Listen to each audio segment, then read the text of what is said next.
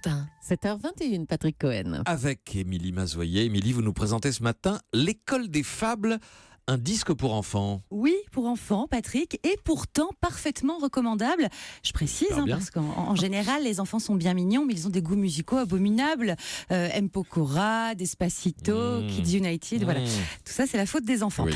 Alors, en attendant le moment de grâce où ils vous piqueront vos vinyles des Beatles, voici pour les petits l'école des fables, un album conçu et réalisé par Thomas Semence, qui est le guitariste de Kerenan ou encore Étienne Dao, sur lequel on entend une maîtresse d'école, Mademoiselle Plume, raconter des fables à sa petite élève, 11 histoires d'animaux chantées par, entre autres, Doc Gynéco. Je suis le roi des animaux.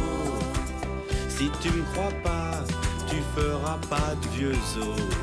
Je te mangerai cru, car avec mes crocs, j'aime dévorer les petits agneaux. Je suis le roi des animaux.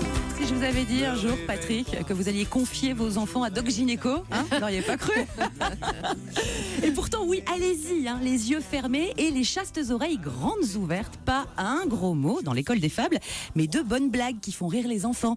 Un putois qui pue, ça marche à tous les coups. Un cheval de course qui n'avance pas assez vite car il fume trop de clopes. C'est drôle et ça n'essaie pas à tout prix d'être poétique. Ce qu'on reproche parfois aux albums pour enfants. Le Soldat Rose, par exemple, gros succès, mais un peu gnangnan mélancolique. Là, on est très loin de tout ça, avec un joli casting, Doc Gynéco, donc, que vous avez entendu à l'instant. Également Albin de la Simone, Joyce Jonathan, Rose, Axel Bauer. Et puis un jeune homme, très demandé en ce moment, vous allez le reconnaître je pense, petit indice, il joue ce soir au Stade de France. Normalement il fait peur, avec ses grandes dents, sa trombine de boxeur et son style grisonnant. Normalement il bouffe tous les antilopes et les agneaux, les chaperons rouges, les gnous et les mamies sortent comme des pots. Normalement il a l'air effrayant quand vient la nuit, il rentre chez les gens pour les manger. Et normalement, ça lui suffit. Mais lui, c'est un loup peureux qui ferait pas de mal à une mouche. Dès que tu le regardes un peu, le féroce animal. Alors qui l'a reconnu? C'est Jean-Louis Aubert. Oui, bravo. Il n'est pas très reconnaissable dans ce style-là, Oui, c'est qui est inattendu. différent évidemment de son répertoire à lui. Il joue donc un loup peureux qui ne fait pas de mal à une mouche car il est amoureux. Les paroles de Christian Vier sont très soignées avec plusieurs niveaux de lecture, ça c'est toujours sympa pour les parents.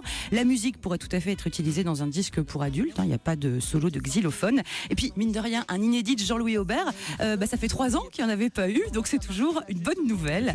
Voilà, ça s'appelle l'école des fables, le disque est disponible partout, en téléchargement également, et le livre disque arrive la semaine prochaine aux éditions Éveil et Découverte. En plus, une partie des bénéfices sera reversée à la recherche contre la sclérose en plaques. Donc, vous sauvez vos oreilles de Despacito et vous faites une bonne action. Et ils sont au Stade de France alors les insus ce soir? Ce soir et demain. D'accord. Ce soir et demain, Ouais. d'accord. Et Émilie Mazoyer dans Melting Pop.